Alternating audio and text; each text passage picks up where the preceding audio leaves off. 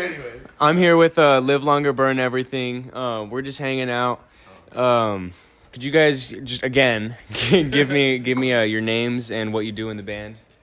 Right. So I'm Billy. I'm the vocalist of Live Longer.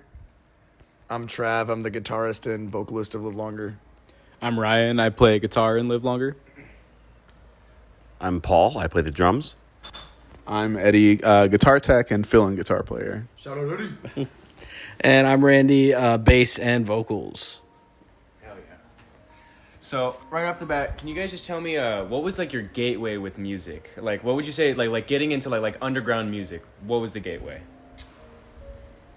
My two siblings, older brother, older sister. One of them got me into like death metal and the 2005 variety of metalcore. They got me into Trivium, who's my favorite band, and my sister got me into Underoath, who's my other favorite. She got me into emo, alternative, indie, stuff like that. My dad got me into like the more contemporary metals, like the classics and stuff like that. But I have to attribute those to my entire connection to the underground. Hell yeah. Huh. As far as underground stuff is concerned, I mean, I had like a brother that got me into like music as a whole. Shout out older brother core. Literally just fucking 98 KUPD core, like anything. 98 KUPD. But like eventually, like kind of like getting into more underground stuff was like I don't know, like I was getting into a lot of like metalcore in high school, and then like college, I had like professors that got me into a lot more like experimental stuff, and that's when I discovered like bands like the Mars Volta and shit like that, and I started going down more like a progressive route, and then I just kind of like expanded into like listening to fucking like anything. I feel you. That's kind of where I got to agree with Paul. Under Oath for sure. I got their fucking logo on the back of my leg right there. Fuse TV. Fuse TV helped me get a lot of stuff that I didn't know about before. Friends that I had in Wisconsin, like shout out fucking Danny Kovacic and Millie Nowak, and they'd be like, "Here's my iPod," or "Here's my burn CDs," like, and I'd be like, I found like Alisana, that's how I found them, like shit like that, and like just like I don't know, friends. A lot of it was friends, and then starting to go to local shows, and they'd be like, "Oh, you don't know all these bands?" And I'd be like, "Okay, I gotta fucking know them now," you know what I mean? And that was pretty much most of it. So, All right. Let me spin you guys a tale. So the year is you guys got a yard. Yeah, I got a yard. The year is 2005, right? Adult Swim was pretty prominent back then, but I don't know if you guys remember, like around 1 or 2 in the morning, they would just play like fucking crazy ass animations with all sorts of music, and that's how I found out about Skeleton Witch, which I don't, And Skeleton Witch through Skeleton Adult Witch, Swim? Children of Bodom, Daft Punk, like all sorts of fucking crazy shit. So that was some of my first exposure to like really extreme music outside of like radio, System of a Down being crazy or whatever.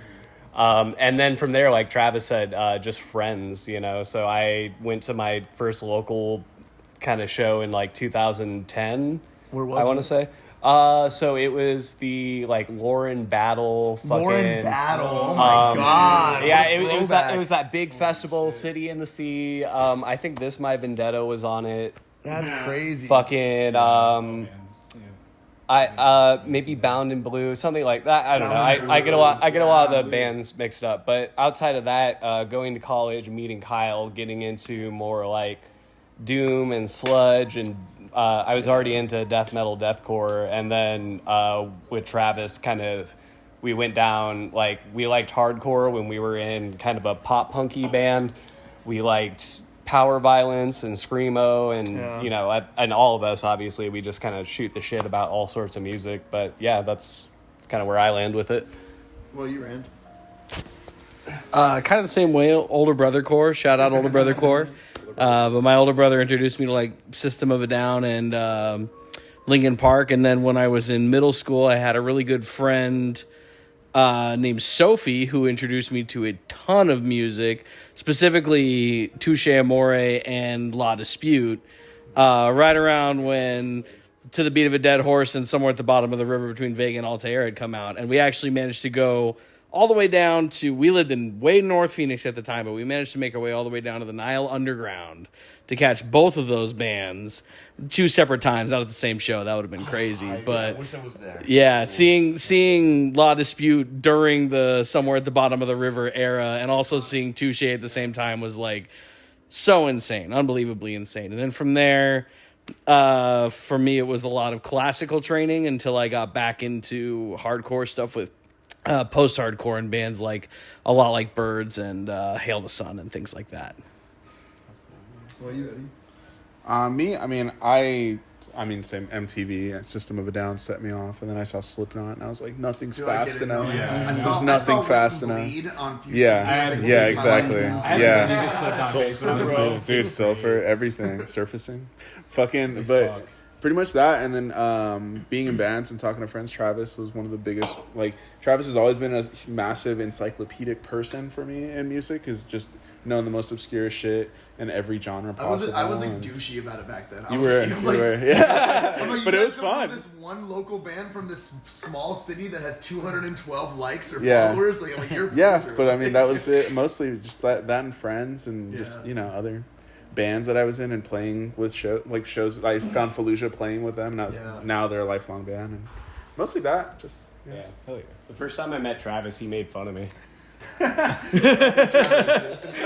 did though. I did. I was like, I don't know about this, dude. I was like fucking 16, like a drummer looking for a band. I was like cringy as fuck too. I didn't have a car, so I'd be like, dude, I shred, but like, you gotta come to me. And he just like put some comment where he's just like, dude, no one's gonna fucking like drive out, or like some shit like that. And I'm just like, all right, dickhead. I grew up a lot more, and I'm a lot less shitty. I'd like to think that's the goal, right? Is to get better. Oh, it's funny now. It's funny now, but back then, yeah. Well, also, I was like in that edgelord era where I was like, oh, like I like what I like, and like nothing's heavy enough or brutal enough. You had a whatever. van too. I did have a van. I think that was bad for your mental health. I did have a van.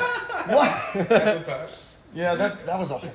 Don't get me going on that fucking. Yeah, well, van. we'll stop there. That's where that ends. Yeah, I remember being like, I know, yeah. I remember I had to shave my head because I was like, I can't have long hair and a van. It's just a bad combo.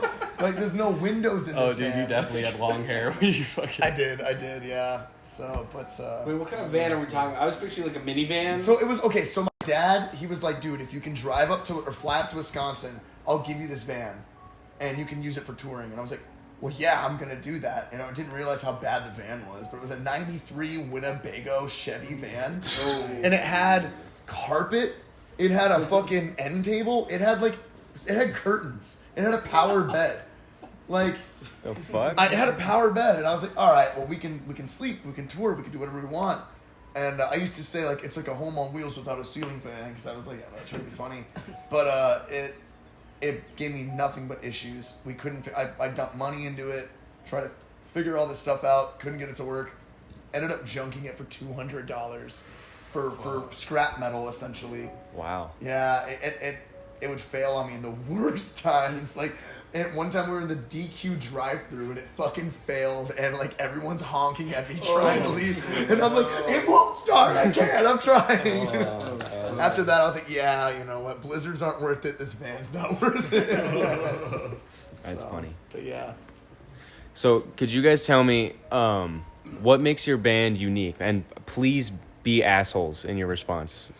Oh god. Be Fuck. as egotistical as possible. man. What makes you unique? Big SCREAMO money. All right, guys. I'm gonna lay it all out there. This is gonna get bad. So, I love that there are so many bands right now. I think it's super cool. I think the scene's super healthy and it's great. But I don't think there's enough bands that like sound not the same as every other fucking band that's coming out, and there's a dime a dozen, and I think that we do a pretty good job at writing some unique music. I don't know, I have fun with it, but yeah, that's just me. Like, and you know, I have friends that are in bands where I particularly maybe don't care for their band, but I love them. But like, dude, if I love a band, like, I'm just gonna fucking like it. Like, that's just what it is. The honesty.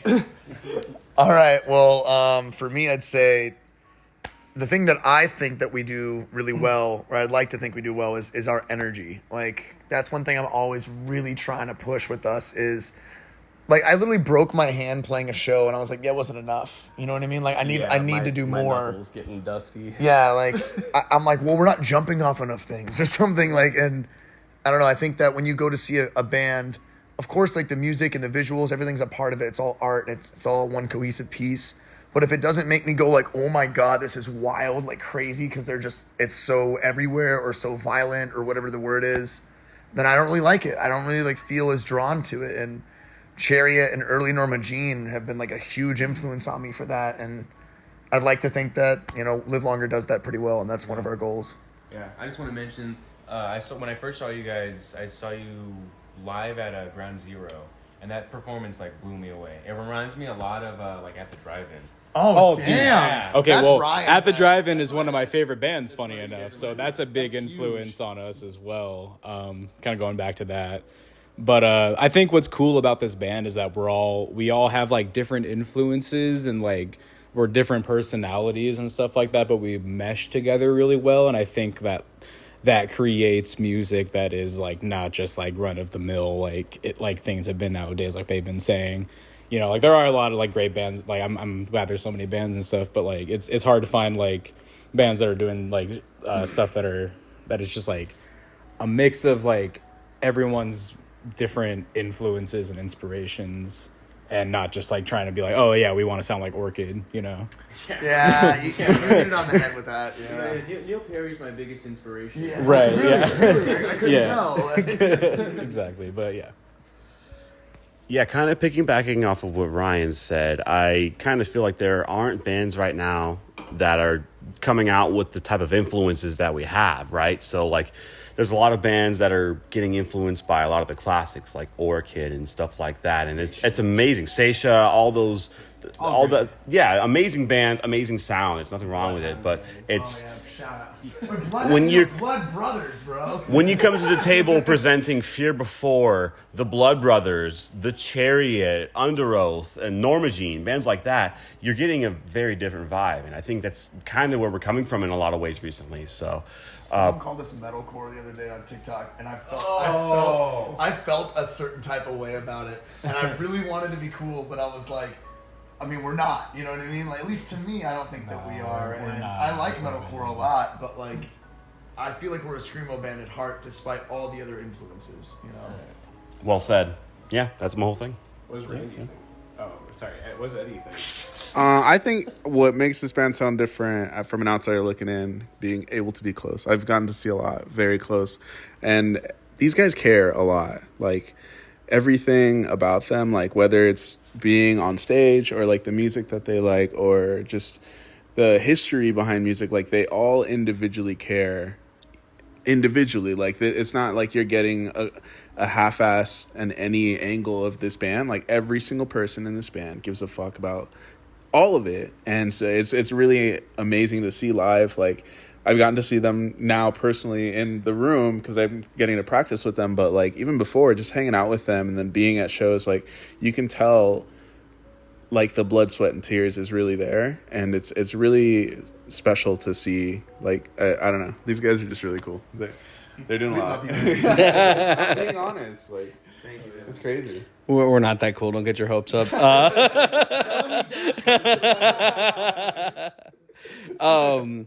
I've always kind of firmly been of the belief that, like, especially when it comes to things like art, like, there's no new ideas. There's only, like, new interpretations at this point. And I think that one of the reasons why we have, you know, kind of the unique sound that we have is because of how different all of our tastes are, and how each of us is, even though we like things differently and we're very particular about what it is that we're doing, we all kind of like give each other our chance to shine, like our moment. You know, it sometimes isn't easy for everyone, but you gotta, every once in a while we put our ego aside and we let people have their say, and it usually ends up with something really special when that happens, you know.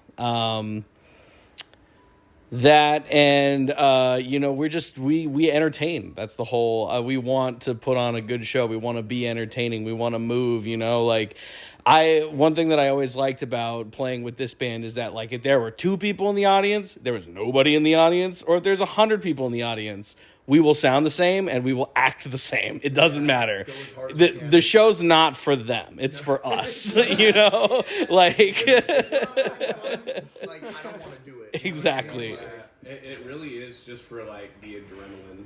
100%. It's a drug that no one has put in a pill form yet for me to just take when I need it. SCREAMO pill. 5 milligrams of LLD. That's funny. All right.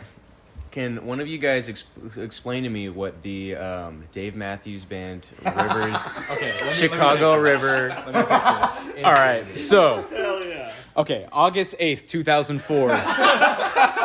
Dave Matthews Band is on tour. They stop in Chicago this date. Now, mind you, the Dave Matthews Band comprised of several members. They have like a violinist, like a guitarist, like a lot of fucking people. They all have their own buses, right? Their own fucking buses and drivers and stuff. The violinist, I think, was this particular bus, but like the driver of that bus decided they had a full septic tank. They had to dump it. Yeah, and it was at the Kinsey Street Bridge in Chicago. They decided we're just gonna dump it here.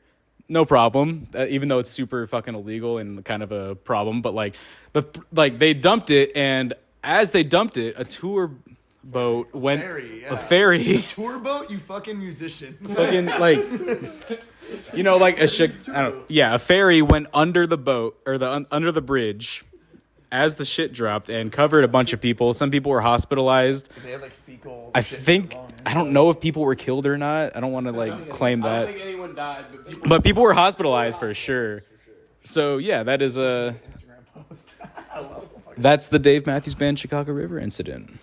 Yeah. Also, I named it because it was really long, and I thought it'd be stupid and fun. It's a good name. The song is actually about the Matrix. It actually kind of is. So it's like an allegory between like how America shits on everyone and how we live on like this like hyper capitalist half digital real world now. Like technology addiction. Technology It's a addiction. good name for it. Yeah, like A lot of open for interpretation kind of vibes. yeah. Now, mind you, we arrived on that interpretation after we decided to name the song. We did name it first, but it's always been that vibe. because we wanted a song called Dave Matthews Band. Absurd. What are you talking about? What are you talking about? It was always there. I remember getting some pushback at first, and then everyone's like, I don't know. And I'm like, guys, I'm telling you, this is going to be the best song for us because the name. And it has been. I was always on board. Okay. Yeah, I love that song. I really do love that song.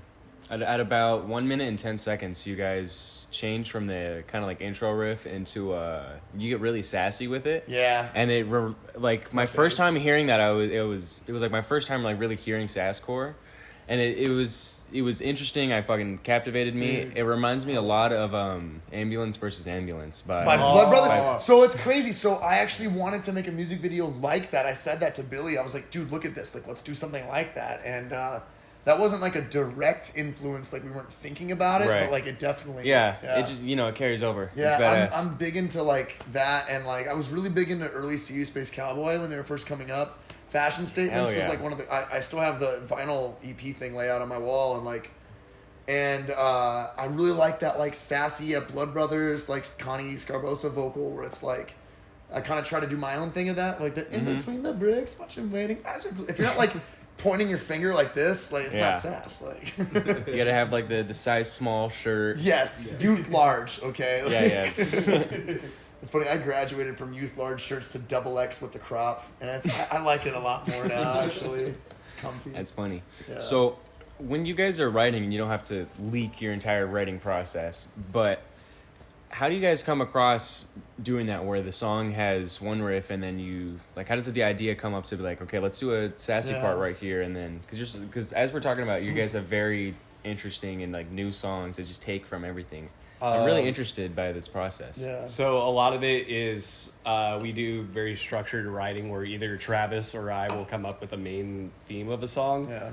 And then from there kind of leave it very open-ended and not like, write all the fucking guitar licks and all the fills and all the bass parts. We try to leave like Ryan's guitars alone and Randy's bass alone so they can do their own thing. A lot of the times we'll program the drums too and kind of give a general idea for Paul. Right, and then as far as the getting the vocals apart, it's usually Travis and I just fucking around, like autistically, like spitfiring ideas. Like today, we actually wrote lyrics for a new song that's going to be out on the next record, and we're playing it this tour too. I want to say it, but I also want to build hype. But even when we're playing live, like sometimes we'll like switch up when we're doing highs and lows. Sometimes we'll break into like sassy lyrics or whatever. Like we'll just fucking do whatever we're feeling. Yeah. So it's like we have a blueprint in our heads, I think, but for the most part, it's kind of just like, just feel it out. And fucking, fuck around and if find it sounds out. good, it's good and it's fun. A lot of the times, like, because Billy writes so different than I do.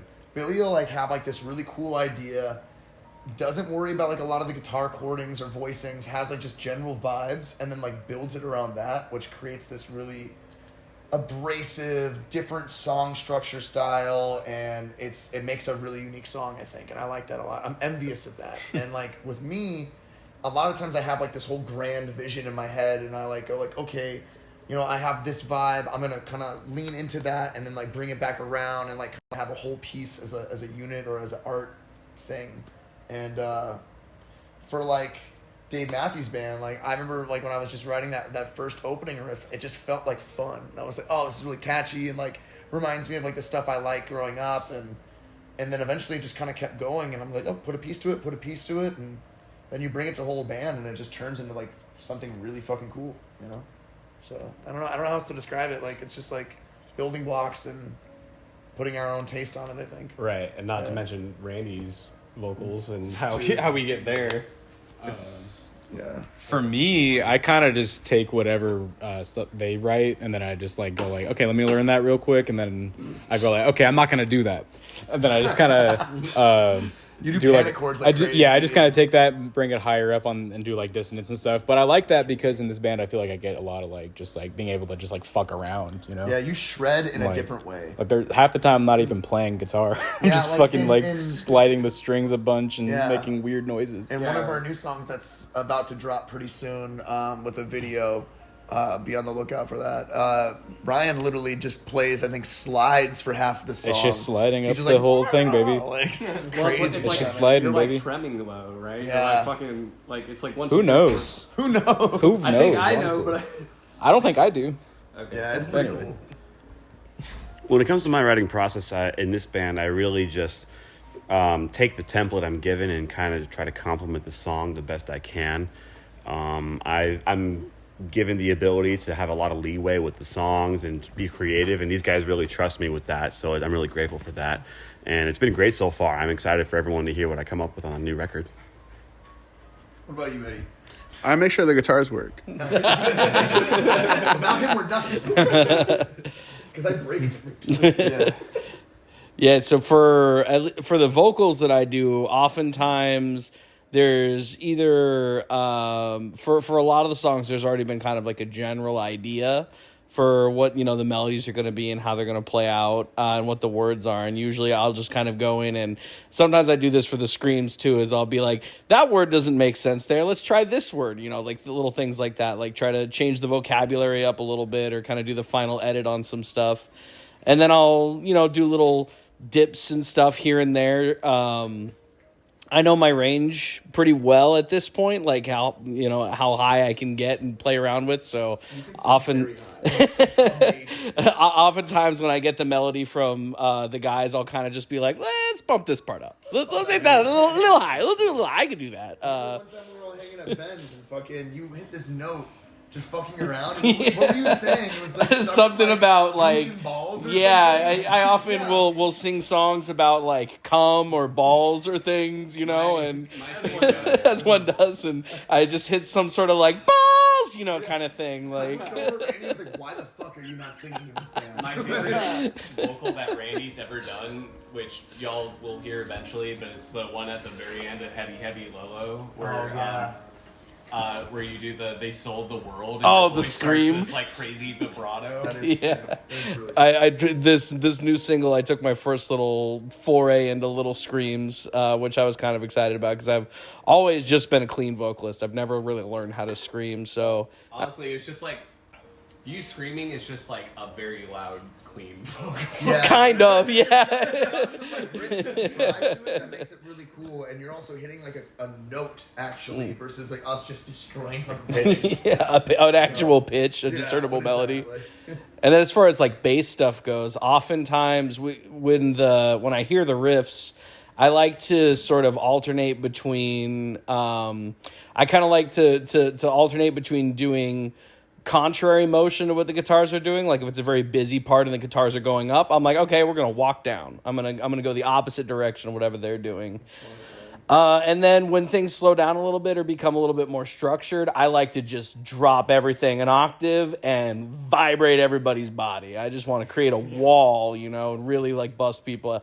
At this point, I've been playing 5-string for most of my bass career, and I think I'm probably just going to go to 6. If anything, I don't think I'll ever be playing a 4. Drop, Yeah. LLBE. A lot of like I think Live Longer's tone and like feel comes from Randy. Shout out Randy for real, because like people feel his bass. It's very like demanding. It demands attention, and So Randy's bass tone is awesome. It's based around solid state amps being pushed by active pickups, and it creates a really fucking solid, clean bass tone that is massive. It's not like a tube thing. It's very much just like a beautiful, clean, powerful bass, and that is what I love about it. It literally taught me how to understand bass tones. no, it's.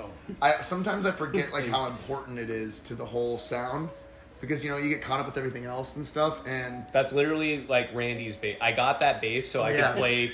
So I could write fucking bass parts. The extra low string makes us sound so heavy. The low B People is don't believe that we crucial, play in dude. standard. Like, we play in standard for almost every song, except for Ghost. And it's just wild that, like, people think that. I'm like, yeah, no, it's in standard. I think it's because Randy's bass is just so fucking heavy. Just rattle, Yeah. keep it low. Yeah, probably. So, We've been talking about music all afternoon. Let's talk about the gear. What's your guys' favorite piece of gear that you own, or just a couple? Honestly, let's talk. You're the let's gearhead, talk. dude, Let's talk like- gear. My favorite... Dude, I don't know. you got a lot of stuff. It's yeah. all around me, dude. Yeah. I don't know. It's Talk fucking- about it. Tell us about it. So I have so Where to start? I have a severe gear acquisition issue. Okay, why'd you make it sound so fancy? Like, severe gear acquisition I know, it sounds like a issue. commercial. Yeah, like, do you or a loved one have a severe gear acquisition? Financial compensation. Yeah, I think I have like, I don't know, like 11 guitars, 3 basses, like probably 6 or 7 synths, a whole rack setup. I've been studying like music recording and sound design since 2015 or 16. I'm all about it. If I can't understand how something works, it drives me insane to the point where like I will get the fucking thing to figure out how it works to some extent. So like I understand guitar pedals, I understand guitars, tones, amps, recording front end, mixing, like the whole fucking nine, because it's what I've spent like the last like 7 or 8 years just like fixating on. If it wasn't for Billy doing that, then Live Longer and Ryan as well, because you guys literally have degrees in audio engineering. Yeah. So also our writing recording process is super streamlined in the sense where we'll get together. I usually do most of the front recording, send it over to Ryan. Ryan does all the back end mixing in Studio One, and then less stress for both of us, honestly, and we end up with a fucking amazing product. So I think it's sick. But yeah. It's my telly.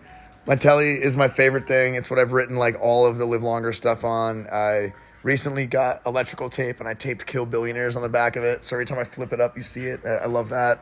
It just sounds good. It's consistent. After that, I do miss my Catastrophe pedal. Was that by Jupiter? Yeah, Jupiter Effects. Yeah. But it got broke when we fucking played Che-Fest, as so many people like fell on it that like it busted the input jack and everything. And we had the homies from Poppy Roscoe fix it. He literally fucking drilled into it and like did all this crazy stuff. And it sounds cool again, but it's even hotter. And it's just like so much noise and feedback. And sometimes I can't believe I'm saying it, but sometimes it's too much. So I stopped using that and now I'm using like this really cool Teisco overdrive with like this mini tube screamer. Teisco distortion in the. Oh, is it a distortion? Yeah. I thought it was an overdrive. No, it's a distortion with a boost. That's what it is. Yeah, Billy got it for me. So Billy usually gets me gear. Well, I'm sorry. The Ibanez is the overdrive. The Teisco is your purple. Yeah, the purple one. Yeah. But that's most of my tone is like turn everything up, have a little bit of compression. My fucking Fender amp is just super loud, so I don't even have to turn that up more than like a couple, and it's always feedbacking. So yeah. What amp do you have? 4x10 Hot Rod Deluxe. It's a Hot Rod DeVille. Yeah, Well, like because- DeVille 3. Is that the real like kind of skinnier one? So It's the combo. It's a 4x, so it's 10-inch. Kinda like that, yeah. Yeah. That one's a super amp, so it's a 90s design that they don't make anymore, but it has 2 gain stages, which is That's sick. fucking, yeah, that's my favorite amp, hands down. It sounds really good and bright. I like mine because it's. I feel like it's modded because it's so hot. well, that's so that hot. design, like that's why it's called the Hot Rod. That doesn't make sense. There's no way. That can't be. That just can't be true. But I do kind of wanna. I do kind of want to upgrade gear eventually, especially once we start doing a little more bigger stuff. But I just don't know what to get yet, so we'll see. We'll figure it out. I have a Friedman, but like, dude. my Friedman's sick, but like a tube went out and I haven't fixed it. We'll get to it, you know. So as far as amps go, I use a Marshall Origin 50. It's pretty like standard tube amp, just like 50 watts. It's pretty nice for the price. My favorite piece of gear though is probably the Earthquaker Devices Palisades. It's what I use for my dirt. It's basically just like a bunch of different tube screamer type like circuits on it, but you can get like a shit ton of different sounds with it. That's the secret sauce. Shout out to Lowell from Frail Body for that one. Say it was Frail Body. My favorite piece of gear that I own would have to be my Istanbul Agop X's 22-inch ride. The thing is a champion. It's actually the cheapest ride on their line, which is insane because it's like $500. But it sounds like a champion, and it's lasted me over 2 years now. Like it's awesome. And anything you get from Istanbul is amazing. It crashes, it rides, it's amazing. I have a very limited Ibanez 7-string that is just fucking sick. These Zyphos, Necrophagist, before the fucking, it's the Necrophagist signature before it came out, so it's a different body shape. It's just perfection, and it was free. So. I need a whole separate story about this later. I recently got my hands on a new Ibanez ergonomic headless bass that I just love. I love it. Yeah, it's so fat. All the weight is distributed at my body as opposed to, you know, being unbalanced with the head. So I can really just crank my whole upper body. Just crank my hog on stage, you know? Yeah, really just go after it. Oh, all the time. We do not. Live longer, burn everything. Does not crank their hog on stage. On stage. Now backstage. No.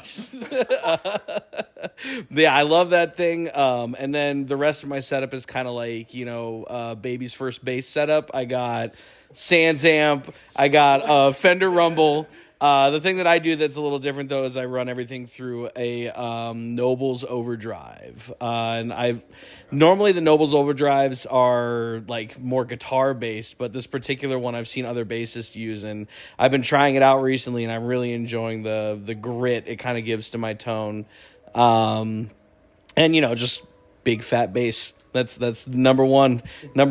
I don't play the Ibanez when we do live shows though, because it's a little too fragile, a little too nice, too brand new. But I have my old Sterling Stingray Music Man, because in certain songs, if you see us on this next tour, you might see me take my bass off and throw it up in the air a couple times. And that's not happening with the Ibanez. It's not. That's why it's cool to have good gear, but like, you can break it still. Absolutely. Not be like heartbroken or like be screwed, you know what I mean? Yeah, So, good working gear that's not too expensive, and then fancy gear for when you're in the studio. I need to get a lesser telly so I can just like throw it around more, because I do like throwing mine around, but Dude, the problem is you get the lesser telly and then you love it more. I do. Like my C sharp telly's like I have the American 2. That one's sick. I Yeah. have the one that I modded with Eddie for the Texas specials.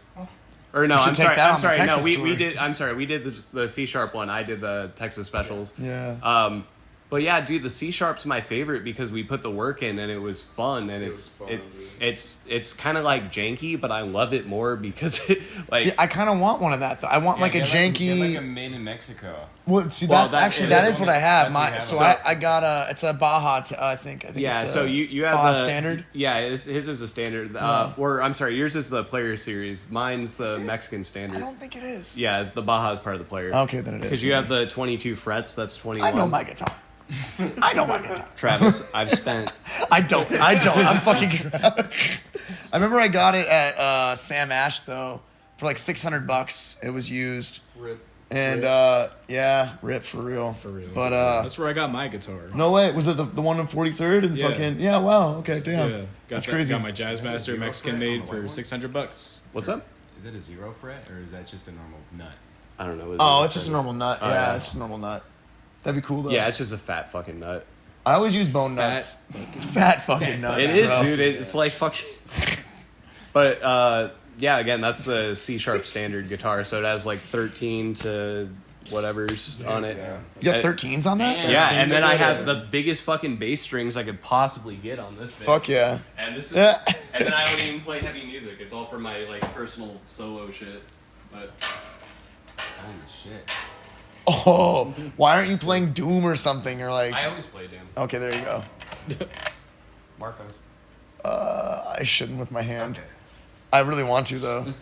That was scary to work on because it was the most tension I've ever felt on. a Really? guitar. Like, Yeah, this is wild. not particularly made for this sort No, of thing. dude. I was But like you know tweaking what? shit. Like this is gonna destroy my face. It was fucked up. You have like a face shield while you're working. Yeah, I was like, like away from the guitar. like the when they got the nuclear suits, like the atomic. yeah, dude. It's too heavy. Yeah. Also, like, if this breaks, like, this fucking. It's gonna be Ouch. brutal. Yeah. Yeah. I really want to get like a crazy like amp setup one day. Like I've been thinking about like Orange or something. I've been thinking about like maybe getting a Mesa cab and like just a really cool head. I don't really know what to do, but Travis, you already have 2 fucking golden like amps. I know I have 2 like sick ass amps, but like I want them to look bigger. Then get a bigger cab, Yeah, dude. extended cab. Yeah, I might. I don't know. Plus, when you stand on top of that, if you can, you're fucking up there, dude. You know what I mean? But you say that, and then also, like, we don't have room to tour Yeah, and bring I that know. shit. Yeah. You know, like, it's just not. Big, Like, it- big screw of money. We'll make it work. We'll make it work. yeah, you know what? Maybe when we get a fucking, like, bus. Yeah, when. But I saw a video of Better Lovers the other day, and like Dude, one yeah. of the guitarists like got on the full stacks and they walked across it and then jumped off, and I was like, me. I think there's a story. I'm trying to remember who said this. It's probably like Follow Troy guitar player that somebody in the hardcore scene was talking about this. It was a show where he did a backflip off of like a fucking full stack. What? Okay. I want this. I want to see that video. Like, Or maybe it was Teramelos, dude. I can't remember, but it was. that'd make a little more sense. I it- couldn't see Thomas fucking doing that. Yeah. That'd be Oh. wild. He did fucking play with Chiodos too. I'm trying to remember. I just have approximate knowledge of everything. It's just not quite everything? there. Everything, okay. Yeah, like I know a little bit of everything, but it's just not. It's like not right. 100%, yeah. Know a little bit about it. So when did you guys, or not when, but, or when you guys got into your instruments or what you do, you know, whether it be vocals, how did that happen? What made that happen? I'll take the first one on that. Shout out Kyle Stone, the homie, because for years I said, I can't play guitar. I can't play guitar. And I would always be mad because I'd be in bands being a vocalist and like I wanted it to go further and do more. And then one day like Kyle gave me his guitar and was like, I'm tired of hearing you complain about not being able to make music. Like, just do it. And I spent all summer and then I wrote one of my first songs on guitar. It ended up being fucking, what was it called? Riverboat Gambler? What was it called? It was Bug. No, not Bug. It was after Bug. It was we called it River, but it was like Dinosaurs versus Riverboat Gamblers or something like that. Like The first song was Bug. Maybe not the first one that you learned, Not but the first one for that for that band. You're right. Yeah, Yeah. that band was Yellow Mark 4, and that's like we were in it with Kyle, me and Billy, and then we had revolving basses, and revolving everybody. it was crazy. But the main thing I want to say though is if it wasn't for him, I probably wouldn't have had the confidence to pick up guitar and like form what is Live Longer now. So like I'm very appreciative to my best friend Kyle for that. Like shout out Kyle if you see this. So Oh, what was the question again? How'd you get started? That's very multifaceted. that's just the guitar, yeah. I don't Yeah, know. so I guess I got into music originally in elementary school. I remember that my school had like every year they would bring in some sort of international cultural sort of program festival sort of deal.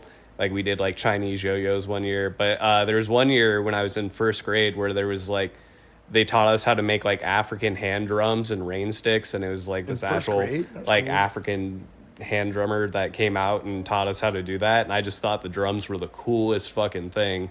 So I wanted to learn how to play drums, and then I think from like 6 to 10, I was taught by a jazz drummer, which I was a little brat at the time because he was like, oh, he has to learn one drum at a time. And I'm like, I'm not doing that. And then I'd go to lessons and like try to learn, and I'd like get basics, and then I'd get a little further and not be able to do it. And I'd throw a fit because I was like 10, you know? I know you were drumming that early. Yeah, no. So other than that, I did a little bit of guitar, a little bit of saxophone. And then I always kind of kept up on drums, but I don't think I started actually playing until I was like 14 or 15. And I started getting into like more metal and like 80s hair metal. So like emo fucking metalcore. So like a lot of like Avenged Sevenfold and, you know, like really lame double bass kind of stuff. And then that would evolve into deathcore, death That's when metal, I like black first metal. met you, yeah. Yeah, and I was a drummer for 22 years before I was ever like a good guitar player or bassist or vocalist. And then the first time I did vocals was in our band Yellow Mark 4. And once that kind of dissipated, Travis and I were figuring out what to do in a band. And I was like, I don't want to fucking do shit, dude. I'm just going to be a vocalist. It was annoying at the moment because we were like, dude, like, you're a really good drummer. There's not enough good drummers. And he's like, I'm not doing drums anymore. Well, like, you wanted me to do vocals, and I didn't want to do vocals and drums at the same time. Yeah, it was a lot. That is a lot to do. I wanted you to be like Aaron Gillespie from like fucking Under Oath, but like no one can do that. Like, Yeah, drumming and that's singing yeah. and all that. I don't have that kind of skill set, but yeah, I mean, from there, post COVID, I wasn't able to drum as much because I moved in with my partner, and we both work full-time jobs. We have dogs, so it became one of those things where I was practicing for like 6 hours a day to being able to like practice on a pad if I was lucky, and then I kind of took a back seat from that outside of doing the vocals and being like, all right, well, I can play guitar, I can do all these other things, and I just worked my way up. Yeah, that's true. Okay. I started playing guitar when I was like 10, I think. Not like seriously for like the first few years, but like after like I started getting into high school and stuff, I was like, I want to be in a band. So like I tried like being in bands with different people, basically from like 2012 up till like 2017. I was trying to do some like metalcore stuff with a close friend of mine, and that never really like went anywhere. But I didn't actually start playing shows until like 2018 when me and Paul formed a continent named Coma, and then that's when it kind of like went off from there. Then I've been like playing like bass on like certain stuff and things like that too, but that's essentially how I got into it. And then like a couple years after Coma started, LLBE started, from Travis hitting me up and just being like, yo, you want to be in this? And then he showed me like the first song that we ever like. Which one was it? Was it Brain? It was Can You Trust Your Brain? Yeah. I just heard that and I was like, I think I need to be a part of this. I felt something special about it. So that's why we're all here today. I originally began playing, giving a shit about the drums at all. When I was like 11 or 12, I would say. I say it that way because I was introduced to the drums from birth because my dad was a drummer, and he was always playing, you know, throughout his years. And eventually, like by about 12, I started taking interest. Got my first kit at 13. Played casually for 7 or 8 years. Didn't get into bands or anything. Didn't do band in school. Was just self-taught because my dad just showed me how to teach myself, basically. And from there, I joined a thrash type of band in like 2016. So that was about, so that many years ago. I was just trying to think of the timeline. But after that, after finally playing with other people and playing songs repetitiously, I began to get good enough to, actually play shows. And that band I wasn't very passionate about, but then me and Ryan started Coma. And from there, it's just been night and day, I come from a family of like 12 aunts and uncles, and they all play guitar and sing.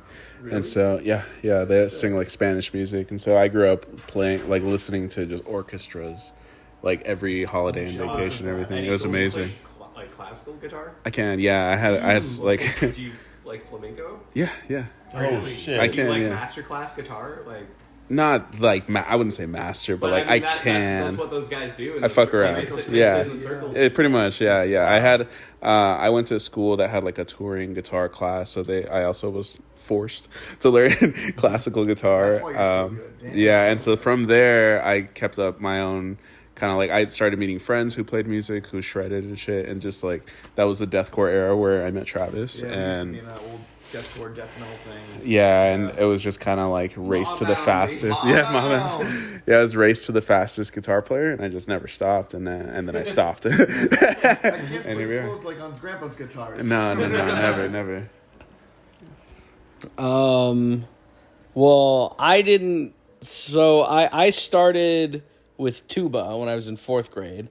And then I picked up the guitar when I was 14 and taught myself.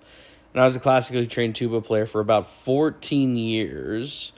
I went to college on a tuba scholarship and was, studying music and stuff in college, and kind of realized it wasn't really for me. And I always wanted to play in bands, but as a guitarist, I just kind of felt like there was sort of a disconnect between my understanding of music being like classically trained and the people I was trying to work with. It just felt like we were, kind of on different levels, and I'd be like, no, Phrygian, and they'd be like, what are you talking about? And I'd be like, I don't want to do this anymore. And eventually I kind of like let go of all that, the obsessive need to like push theory and be around people who studied the way that I had, and started like actually kind of collaborating with more bands in the scene and knowing a lot of musicians in the scene, while not playing in a lot of bands. I honed my guitar skills for a long time and kind of just like realized that like guitar players are a dime a dozen, like there's like every drummer I know plays in 4 bands, and every bassist I know plays in 2 bands, and then I know like 10 guitarists who aren't in a single band because they're just like, nothing ever really came together kind of thing. It's just like everyone always needs bassists. So I didn't really start seriously pursuing bass until I joined Live Longer full time. Yeah, it was kind of just like a hobby. I sort of knew how to play.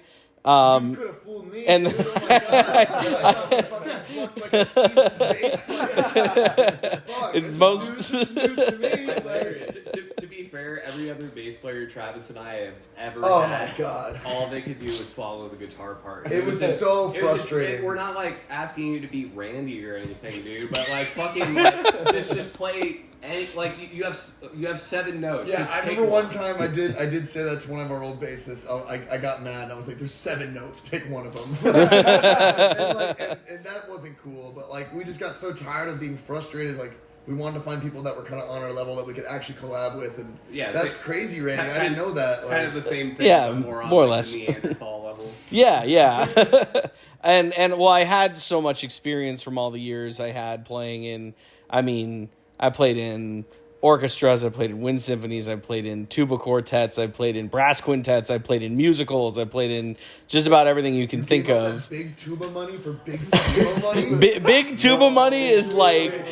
Realistically, though, all I can imagine now is Randy the Musical. Yeah, the opening is just tuba. Just only tuba. Yeah, big tuba money. There's like one guy in the world who makes as much as like a brain surgeon would, and the rest make like call center money. But Serious question: who is like the Yo-Yo Ma of tuba? Roger Bobo, probably. Never heard of Yeah. You could have made That's a any sick name tuba up, and I name. would believe That's it. a very tuba. So Roger Bobo was playing tuba with like Johnny Carson in the 70s kind of thing. He was the first like big Was that time. the tuba time? Was that the big tuba It era? was like the earliest example of like a really famous tuba player, you know. Yeah. I mean, the instrument was invented in like the early 1900s, late 1800s in general. So it's not When I think of tuba, I think Yeah. of like big band or like New Orleans, like fucking like that wet brass, like old. Oh, absolutely, for You sure. gotta remember that tuba is just the bass guitar of brass. More or less. Is it really? Big band. Yeah, pretty And much. Trumpets are guitars. Yeah. So that's why back in the fucking 30s, like everyone was a It jazz is a trumpet low. player, Mm-hmm. Wow. or like Crazy. you know a Because that was saxophone the and equivalent to being an emo or guitarist. Yep. alto sax player, as they were Mhm. more lead instruments. But like, I mean, there's again good Mhm. fucking. There's good people in all instruments. But Absolutely. Yeah, that's just. That's kinda- crazy. Honestly, I think that's kind of one of the reasons why I was able to sort of pick up bass easier than guitars. Guitars always felt kind of, even though I've been playing since I was 14, I'm definitely good at guitar, but my ability to write with guitar just feels kind of off because my brain sort of thinks in bass lines, and like I kind of rationalize that way because I played them, you know, low end for so long and filled that role in a large ensemble and setting that like kind of all musical instruments boil down to two things: musicality and technique. The technique is different for every instrument. Musicality is the same for every instrument. So my verse in the musicality of bass allowed me to just kind of like, all I had to worry about was like, I want to make this sound. What do I do with my hand to make that happen? And then you just kind of, from there, it's a experimentation and memorization. Bar school. Very true. Experimentation and memorization. I don't rap. Play a mean bass though. All right, Oh man. let's get a conversation going. What's your goated post-hardcore band? And when I say post-hardcore, I mean just A lot like birds. I mean all around the board. Anything like the whole. The whole thing. I mean, Under I had Under Oath. somebody tell me it was Suicide Silence.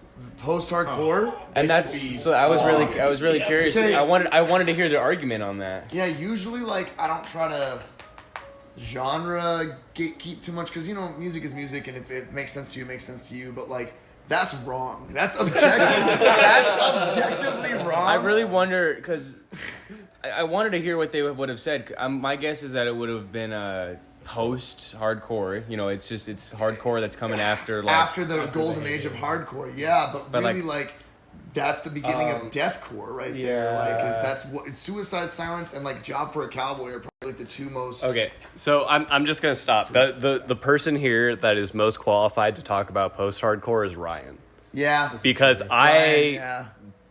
don't really know what it is or I don't like it. So It's such a blanket term for so much stuff. yeah. Oh man.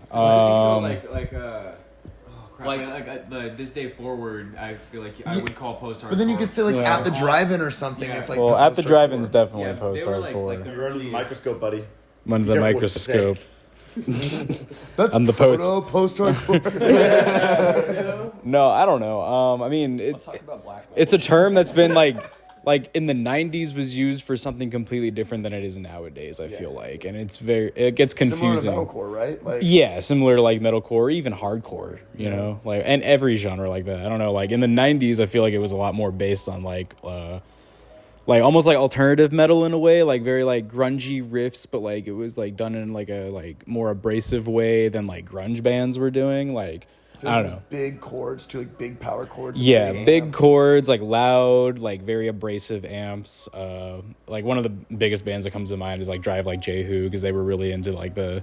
Oh yeah, they are. Yeah, they had like That's the really loud amp sound. They were able to like get feedback on like on a whim, which is a big inspiration to me. Would you say like they're one of the most iconic post-hardcore bands? Yeah, I would say so would you because say- they influenced at the drive-in and all that Okay, too. my Yeah. brain's on fire now. ISIS, Pelican. No, That's like post-rock. like post-rock, Post-metal. almost. Yeah, even proggy, right? Yeah. Like, See, this is why I don't like this shit. like when I think of post-hardcore, I think of when I came up in post-hardcore. But really, if I look back on it, that was more like mallcore, scenecore, MySpace core type shit. Like in the 2010s and shit. Yeah. You could really make an argument for like it's Chiodos Right. post-hardcore. Because like that stuff is post-hardcore too, but it's just You know what like I mean? I don't know. It's just like the time of like the time that it was, like back like in the 90s it was more like grungy, and then like the 2010s it was a lot more like mallcore, yeah. like accessible, like kind of I feel like they focused more scene. in like the 2000s and 2010s on like catchy vocal lines, and back in the 90s it was about like big riffs and feels, yeah. right? All right, guys, I gotta figure it out. Hold on. I gotta look to chime in after. Okay. So we're just to fix all this shit. We're just gonna go back to rock and roll. Everything's rock and roll. That is true. All right, yeah. All right, to break it down to brass tacks here, I really feel like you can look at it from like two different not perspectives, but like there's a before and after, and that before and after is Under Oath. Because if you look at post-hardcore, before them, it's a lot of the time the Fugazi, Drive Like Jehu, etc., like variation, and it progressively got towards what we ended up finding with Under Oath, and then after that, the Changing of Times was literally the album. No, I would break it down to When the Sun Sleeps. Oh yeah, that song alone. That song alone really changed post-hardcore, because everything else like was a lot grittier, but that song like gave you the formula, the sing, scream, the Jekyll and Hyde type of like idea. The, like palm like kind of metalcore riffs, but like in a and the different breakdown way. at the end. Yeah. Big breakdowns, So it's got to be Under Oath. Yeah. I believe that firmly. I would say Say I Was Saying is big in that too. Ooh, translating the name EP changed everything. Yeah. That like there's been bands trying to do that people- record again for 20 years. Like People, including me, would say that it's like one of the best post-hardcore albums of all time, and it's not even an album. yeah, it's an EP, literally. Yeah, It's an EP. I feel like 7 years that song just literally changed so many That's a good people's one. lives. Like, That's the only Sayerson song I know. really, you didn't listen to their self-titled with Cove and everything? No. And Anthony Green, the singer, like he went on to do great things with other bands. too. Yeah, Circa. Yeah, Circa survived. And I didn't, Circa survived. The guitarists are this day forward's guitarists. Did you know that? I did not know that. Isn't that That's crazy? wild. Isn't it? Well, you know what's crazy is we got our EP was mastered by the same guy that did On Letting Go from Circa Survive. Mike. What? Yeah, Mike. Yeah. What? We got lucky with that one. That's True story. That's fucking awesome. Check the volumes. He checked the volume. He checked volumes. He made that EP sound sick as fuck. He It's checked the so dBs. big sounding for what we did. Like, I'm very proud of it. See, the first time I ever heard someone use the phrase post-hardcore was in 2014 to describe the band Hail the Sun. Really? And no, I had never heard anyone say post-hardcore before that moment. That was the first time I had ever heard it anyway. And before everybody just decided that any band that sounded like Will Swan was associated with it was just Swancore. Everyone I knew in the scene that listened to bands like that, like Dance Gavin Dance and a lot like Birds and Idola. I think it's I Idola. always want to say Ideola, but I know that's wrong. I think it's Idola. Ideola. Ideola. All those bands were referred to as post-hardcore bands by people that I knew in the scene. So my interpretation of post-hardcore until probably about 6 or 7 years ago was just that kind of sound. I didn't realize that it was a term that had been used as far back as the 90s until much later. And it makes sense, like, obviously bands like, if you listen to Hail the Sun and you listen to At the Drive-In, you're like, these guys listen to At the Drive-In, you know what I mean? Like, that influence kind of carries through. So I feel like there's some reality to that, but honestly, I've always been of the opinion that, like, if you put 3 hipsters in the room with one song, every single one of them will come up with a genre you've never heard before and fight to the death that is the only answer. So I never heard of Spin Kit Core officially before I. Is that just chain punk or like? No, well, you can tell me. I don't know. So I made a meme. It was a big screamo meme, and it basically was like, you know, the format with like the brain, and it's like the 5 panel where like each brain gets crazier and like it's like kind of evolving or something, like 3D. I don't know how to explain it. Like, you know how like the Faceless album art looks? It's like that kind of meme. And it was like screamo. Fucking scrams, real screamo, emo violence, big screamo money. Yeah. And I thought it'd be a fun discourse, and someone started calling us Spin Kit Core, And so all I said was in the caption, I was like, I don't care what you call us, like, but as long as you're kicking someone, basically. And so everyone started arguing about what we were, and like they were like, you guys aren't spin kick core, and I'm like, I've never heard of this. Like, don't act like it's a thing. They're just shooting shit, dude. Well, then they said any beatdown band. I'm like, so what? Like Drowning from Chicago or something? Like, yeah, again, they're just kids. Like I was like, well, on Broken Wings, like stuff like that, like Moshcore, like that would make sense. Like See You Space Cowboy or something, like that makes sense to me. But yeah, that's the first thing I thought of was Moshcore. Yeah, and I'm like, don't act like it's always been a thing. Don't be, oh, you haven't heard of spin kick core? I'm like, okay, dude, you're making that bullshit. up. Like I don't even know like why you would say that. It doesn't make sense. It doesn't roll off the tongue very well. It doesn't. No. Me and my friends, when we first kind of like were finding out what sasscore was, we had some of us knew, and then the other ones were like, "That's not a fucking thing. Like, what are you talking about?" Thing, it definitely is a thing. Sass from is a thing. We've talked about like the one side of sasscore. What's your guys's like? Just give me some names of like the hardcore side of sasscore, because like Sawtooth, I Great love Redneck Hope, fucking Great Redneck me Hope. And him probably. Me and him. October Skyline October is really forgot fucking about good. October Skyline. Oh fuck, there's. I fucking love Colloquial Kiss. They're my favorite. They're They're fucking different, but have you heard of Gay Kiss? They're not sassy at all. Gay Kiss is they're like a New York like. No, they were from here, dude. They were Really? from AZ. They're from Tucson, dude. I'm thinking Gaytheist. Oh, that's different. Yeah. Anyways, Atheist. shout out Gay Kiss because no one talks about them. But Gate Kiss or Gay Kiss? Gay Kiss. Yeah. That sounds awesome. Yeah, they're about it. But anyways, yeah, I feel like all that sassy stuff is so defined by like the guitar riffs and the vocals. Well, Blood Brothers is probably one of the sassiest bands. I think there's also like a divide between like kind of a break sass vocal where it's like not a full scream, and then there's also kind of because we brought up Sawtooth as well, where it's kind of just like 100% pitch screams, which are fucking sick, but it's also like a kind of different style of which honestly I don't even know if I'd call them sasscore as much as they're like they're grindy. grindcore. They're grindy, But they have that sass vibe. But I mean, yeah, same sort of thing. Like a lot of screamo is kind of influenced by different facets of punk, whether it's like 90s punk Blood Brothers, whether it's fucking grindcore. I feel like the sass revival or the white belt revival really happened with like See You Space Cowboy for sure. You know what is a really cool? Well, we're gonna go to the show anyways, but I feel like Machine Girl does a good job at multi-genre stuff, but when they do heavy stuff, they have really good like kind of sassy, fucking punky metal parts that are kind of sick. Yeah. Thought Crimes, we played with them. Oh recently. yeah, they're sassy and Shout out grindy. Thought Crimes. Shout out Thought Crimes. Yeah. I'm gonna check them out. Oh yeah, they played with They're Anita so Velveeta fucking too. They good. were really cool. As far as like sass stuff is concerned, I think one person in like many bands that is kind of like I feel like I don't know if you would say a pioneer, just someone that's been like Justin Pearson. yeah, I was just knew gonna you say were gonna Justin say it. Pearson So from good, The Locust, Retox, Holy Molar. Swing Kids, Holy Molar, Def Club, even like Def Club's their newest pretty band, like they're sassy, fucking. too, yeah. But I feel like he had a lot to do with like bringing that to life a little bit, especially because like a lot of the early Blood Brothers records are on 31G. Yeah. Really, I didn't know that. Yeah. Shit. Yeah. That makes sense. So I don't know. I think I can't really talk about sasscore without pointing that like whole era of music out. You know, That's a like very good point, that like gross, gritty San Diego scene, like just fucking like top That's all the notch. stuff that influenced the stuff I got into later. Yeah, what I exactly, mean? Like- exactly.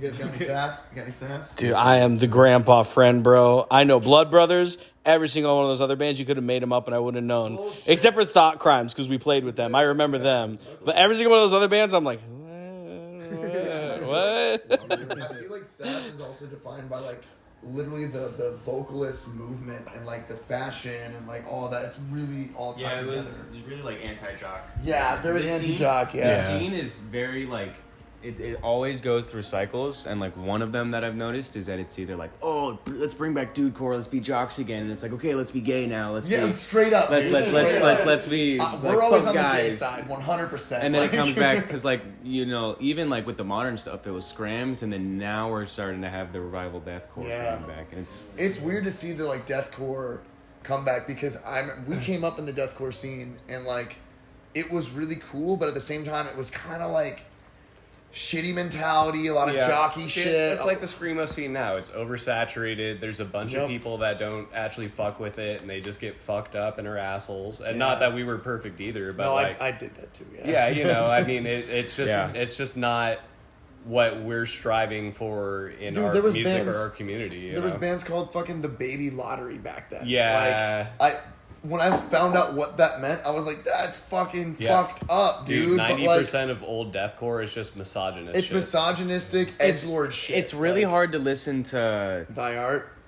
Nah, I can't remember who it is. I think it's Kill Whitney Dead. Oh, dude, yeah, yeah. They're aren't they hard to from listen to. Wisconsin? Because I remember, Yeah, they are. I remember seeing them when I was a kid, and that blew me away. I was Yeah. like, this is crazy, and all the I wish samples we and got to stuff. see 'em. Dude, all the samples. Dude, I got to see fucking We Came as Romans play the After Dark before they did like To Plant a Seed. It was wild. Wow. Yeah, but anyways, when you like come up in those scenes and you're a kid, you don't really realize because you're just trying to figure everything out. Yeah, right. Like I was really big into engineering the Antichrist, or no, it was the Infinite Death EP from Thy Art, and I went back and looked at the lyrics a few years after that. I was like, what the fuck was I into, dude? Like I didn't Yeah. get the hint from whore to a chainsaw. Like how did I not figure that out? Like, so I don't know. But at the time, you're like, this is brutal. This is cool. The blast, the double bass, like the Right. high screams. And Like, you know. there's one thing where it's like being gory for the like if it's like you're trying to emulate like a horror movie in music, like I can get behind that. Like I can fuck with some bloodbath, but like going back to the fucking first Whitechapel EP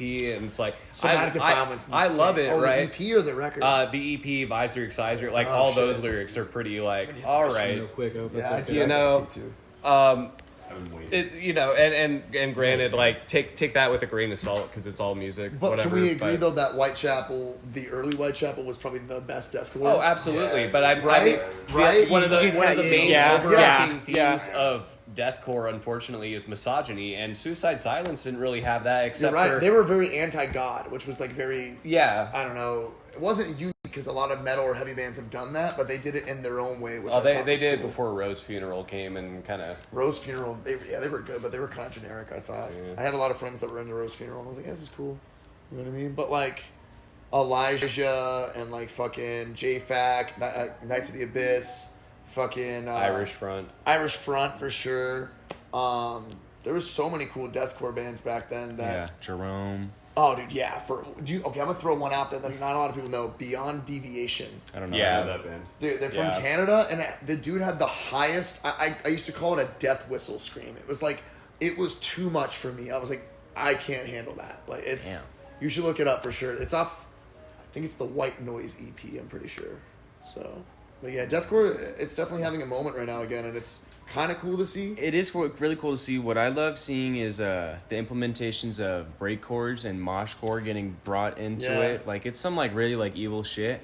But I hate that some bands are bringing too much beatdown into it, and it's like you're That's not. 'cause it's popular. And it's Yeah. like you're not making hardcore better. You're just making deathcore worse. Worse. Yeah. Nice. I like that. Yeah, I think it kind of depends on the interpretation because, like, I like some Angel Maker, and that's kind of that middle ground. But Yeah, at the same like- time, like, yeah, like I don't want every single deathcore band to be a hardcore band, and I don't want every deathcore band to be Lorna Shore, and I don't want every deathcore band to play dun dun dun dun dun. Yeah, Stick it Lorna down. Shore really, Stick it- you know, honestly, they are good. I remember I found the Maleficent EP, their first EP, and I was like really into it's like Born in Blood, I think is one of the songs. I was really into that, and then they kept going. I'm like, this is getting crazier, and then they hit this new plateau where like it's good, but they influence so many people into doing the same breakdown that like Yeah. it's lost some of its originality, and I think that's why a lot of this newer deathcore is kind of going like, fuck that, let's go back to the Yeah. roots. And Yeah. honestly, Let's do that I gotta shit. say though, that new album is really good, even if the vocals are a bit over the top. Yeah. And honestly, new Whitechapel, I was fucking blown away. Yeah, with, I couldn't dude. believe it. They haven't put a good thing out in had, forever. like, Like some brutal like Saws the Law. kind of slam riffs.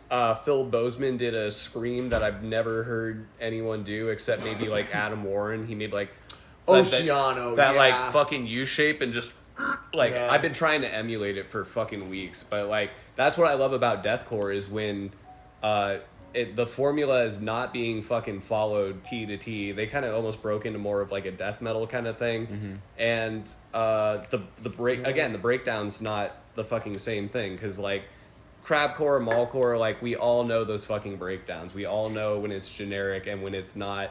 Like, yeah, and that's not what you want in deathcore. What you want in deathcore is like, how are you gonna make them be like in the face, right? Yeah. And if it's just the vocal lines, that's fine. I think that's where a lot of deathcore sits. But I think like once you, again, I think Ryan brought this up, or Paul, like when you bring all of your influences, like all these multifaceted things, like deathcore doesn't have to just be like what you've heard other deathcore bands do, right? Well, think about like what is it, Sun Eater from fucking JFAC. They put out that record and had so much death metal influence. Yeah. And it really took them from that level to the next level. I mean, you can even say the EP to Gloom, because they went from deathcore to brutal death for 2 albums and then went prog, and it was like, all right, dude. It worked, though. Yeah, no, like It worked really well. It was really fluent. But like, they just never stopped. Well, I mean, they hit that. The Sun Eater's like their formula now, right? I think that's kind of where they're sitting in their sweet spot. But and it's good. It's really good. But like, maybe they'll come back like Whitechapel though, and just be like, "Fuck you, here's the deathcore." See, that's here's what some I more kind of want, deathcore. though. I kind of want that too, because like the proggy death metal, deathcore stuff is cool. Like we were telling you about Aegean, like their yeah. That's We're like talking I would about almost that. call it prog deathcore. Yeah, the most underrated death metal band of all time. Would you call it death metal? I mean, I'd still say they're deathcore. For yeah, sure. well, okay. It's breakdowns. You know what I mean? They're yeah, But like, they're just not. Yeah, I would. So it's a me thing, right? Like if it's good, I'll call it death metal. If it's not good, I'll I just get like that, kind I of. get that. But I'm really hoping that more of these younger deathcore bands come back with that kind of like fucked up intensity, not misogynistic lyrics this time around, and like really inventive. Like Victim Blame is doing some cool stuff for sure. Victim like, Blame is badass. Yeah. I really like what they're doing right now. I'm really stoked to play with them. They're on our San Antonio date for this tour coming up. So Yeah, all I'll say is just break the fucking molds of whatever genre you're playing in, because it's boring, dude. It's so boring to listen to the same shit. I want to see the revival of like Alicia type riffs. We need to Did bring. you say? Okay, I thought it was Elijah. Is it Alicia? I say Alicia. My friends say Alicia. I don't know. What do you? I've said Elijah forever. I don't know if that's. It might be Eliza. I thought it was Alicia. Yeah. I don't even know who this band is. They were from here, I'm pretty sure. They're like a Arizona deathcore band. I could have swore back in the day, or at least they played out here a lot. Because I remember seeing them at Metal Dev. I don't think that they were from here. I know the job I think the job was the only ones from here. Yeah, okay, maybe. Well, Irish Front was. Yeah, too, I know Job, that. Irish Front, and then Oh like, yeah, Irish Front. I forgot. there's like local legends My like bad. Beneath the Surface and shit Oh, like that. Beneath the Surface, damn. Dude, they're so at their last show they gave away all the rest of the merch that they had. It was it was That's the pretty coolest badass. fucking thing. That's pretty badass. Except Would you Sean guys? Slaughter. Sorry. What would you go for your goated screamo band? Ooh. Goated. Let me think about this. Let me pull up my Spotify real quick. I know my answer. It's also my favorite band of all time, Envy. I think Envy, Yeah, Envy I think is- they're the best. Envy is Like I don't know, they kind of got me into like the whole genre as far as like screamo and like kind of like heavier post hardcore is concerned. And like every album is just like such a unique journey. I don't know. I really gravitate towards that band. Anybody else got an answer? For all time, I feel like you got to go with a classic. So I would answer Seisha if you were asking me like gun to my head what's the best screamo band. But right now, I feel like the band that's doing screamo the best has got to be State Faults. That's my pick because I'm just obsessed with the new album they just put out. And the last album was perfect. The album before that was perfect. They're just ruling right now. They don't get enough credit. Homies. Anyone else?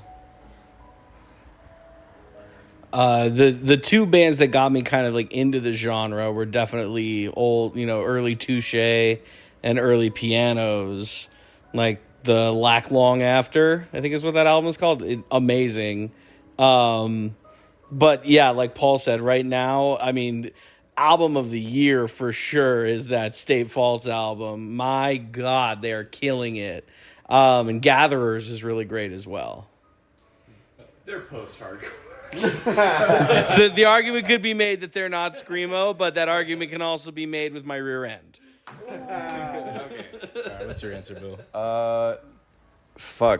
Just my favorite screamo band, huh? I don't know. I guess I'm somewhere between the Blood Brothers and Heavy Heavy. I got their albums on the wall, but Yeah, I think Heavy Lolo isn't really like a screamo band. They just kind of get lumped. Well, I guess their early stuff's kind of screamo, but now they're like, I don't know. They're fucking sick. Yeah. I like them. They're very unique. I like all the stories about them being high on acid playing. I feel like that would be fucking sick to see back in the day. And then Blood Brothers is fucking sick just because of the history of it. Like all the shit they've done. They've been on like Roland Show and like a bunch of actual like live television stations. When they put out that fucking tour announcement, it sold out so fucking fast. Yeah, And I'm sad I can't I don't think people like really... I mean, like, I'm sure people understand, but I don't think like younger people really understand what a fucking big thing it is for them to come back. It's like, it's massive, right? Like, it's like we're still just waiting for the Chariot. Like, that's all. Yeah, you know, yeah, like- and title fight too. But I don't know. Yeah, modern baseball. Oh, for real. Oh yeah. What was your answer to that? What is it? Favorite screamo band? For Screamo? Fear Before. Well, they're kind of like mathy weird.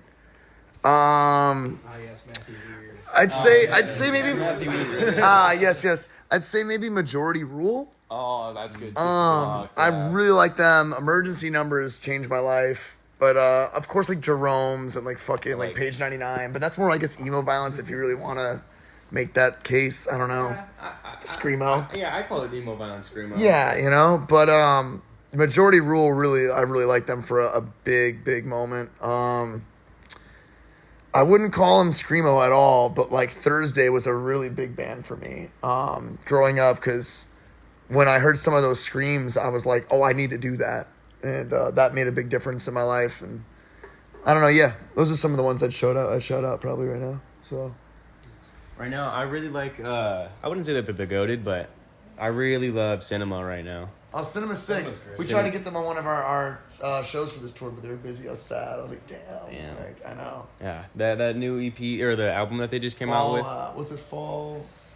It's like falling something. I literally have it on my phone. I know. Recently, shit. Yeah. It's good. I like it. It's the really intro good. was like really like calm. Yeah, and it's the an second song's acoustic. Yeah, it's fucking acoustic and it hit. goes straight into some like emo core. It's really good. I love the riffs on that one. Yeah, I really messed with that one too. That was a really good one. If you guys had like while you're pulling that up, if Yeah. you guys could have or not could, what is your music? Fear of the Fall. That's what it was. Fear of the Fall. Yeah, Yeah. shout out Fear of the Fall. That album's awesome. You guys all need to listen to it. What's your music hot take? Like, what starts arguments usually?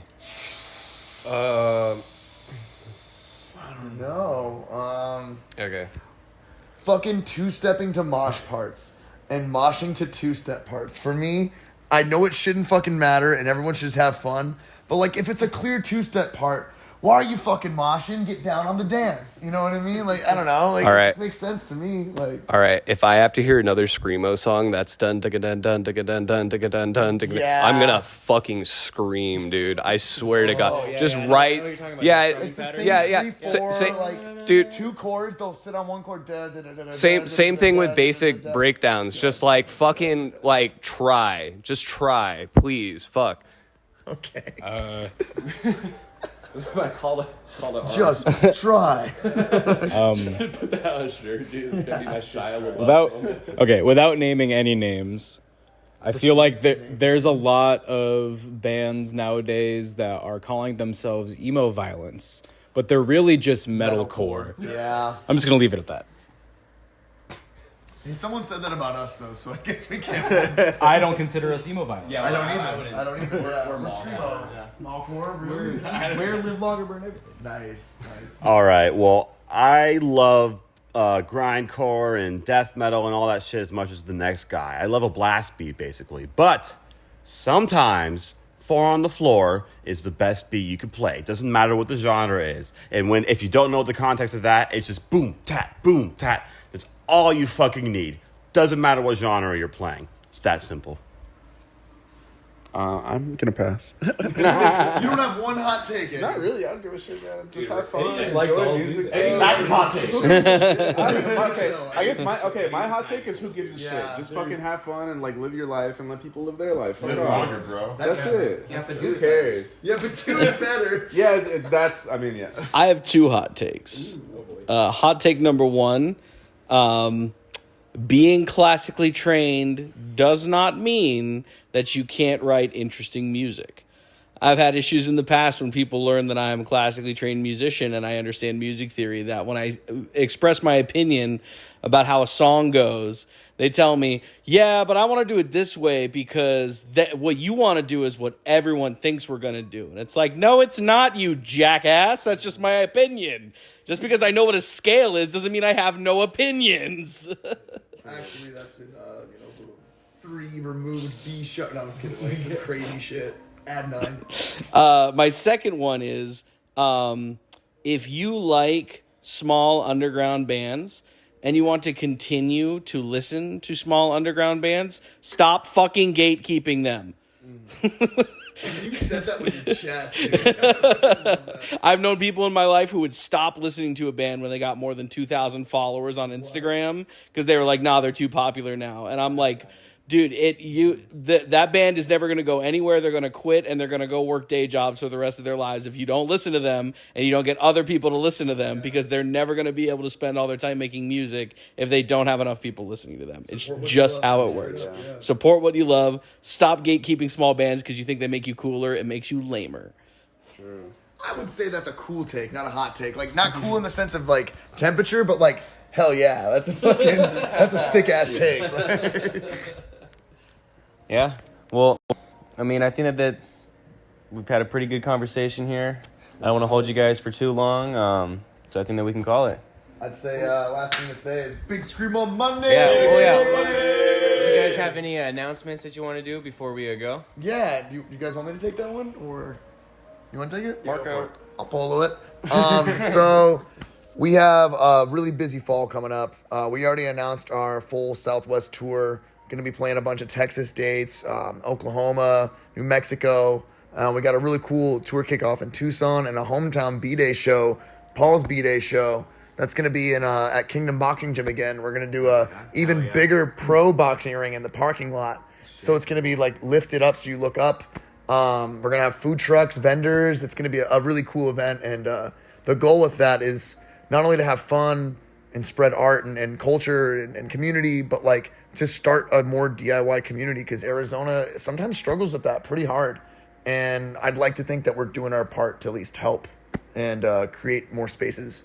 And the next big announcement is Eddie is going to be filling in for my guitar because I broke my hand playing my last show with Conniption Pit at the boxing gym, which was pretty funny. Yeah, I punched the fucking stage. I was like, that's padded. Armando, the owner's like, yeah, we haven't replaced that in like 17 years. It's all concrete. Yeah. So we got Eddie to learn all the stuff, and it only makes sense. He's one of our best friends. He's our guitar tech. He's big SCREAMO money. You know what I mean? Better. He shreds. He fucking shreds. Him and Randy are equally like. They're the best musicians in the band for sure. Let's go. Yeah, no, yeah. We just look cute and shit. So yeah, all that being said, any of our upcoming dates for our tour, if you come and see us, it's going to be some of the only time you'll be able to see LLBE with 2 frontmen at the same time. Double vocal. We're sassy gonna style. go hard. It's gonna be nuts. I don't know. Usually we just start playing and shit happens, but like we're gonna go fucking hard. It's gonna be wild, and you don't want to miss it. 100%. We were in the practice space today with the full band, and the 2 vocalists going hard was the coolest shit I've ever seen. It was insane. Yeah, with like no space. So like with space, it's gonna be crazy. I can't wait to see, because also my favorite thing about that is when you were a kid and you saw a band that had a shit ton of members. For some reason, it was cool. I don't know how to describe it. Like Slipknot, Page 99. Like it's like cool to see a bunch of best friends barely fitting on a stage going fucking wild, and that's what's gonna happen this tour. And we're just gonna have like a fucking mountain of guitar players and bass players. We're gonna have Paul scrangly on the drum, and then Travis and I are just gonna be all like white and pale and pasty and shit up front. Also, a new single coming out soon. Yeah, new single, new music video, working on a new record. Shout out Goose. Shout out Goose. Shout out to Goose. Shout out the whole Big SCREAMO team. Shout out Big SCREAMO team. Shout out Brandon. Shout out Brandon. Shout out Christian, Eddie. Shout out Eddie. Shout out yeah. Christian. Shout out Josie for sure. Like, yeah, no, very stoked. Just keep looking out. Shout out Amethyst. Shout out Cruz. Shout out Cruz. Goddamn. But yeah, that's about it. Yeah. Oh yeah. Shout out Travis's mom. Shout out my mom for sure. Yeah. Shout out all the folks. You know? All the folks. All the folks. All the folks. All the real ones. Shout out your mom. But also shout out Liam. Thank you for doing this interview, yeah, bro. for Shout out ShoeLaced 100%. Thank you guys very much. I really appreciate this. All right. Boom.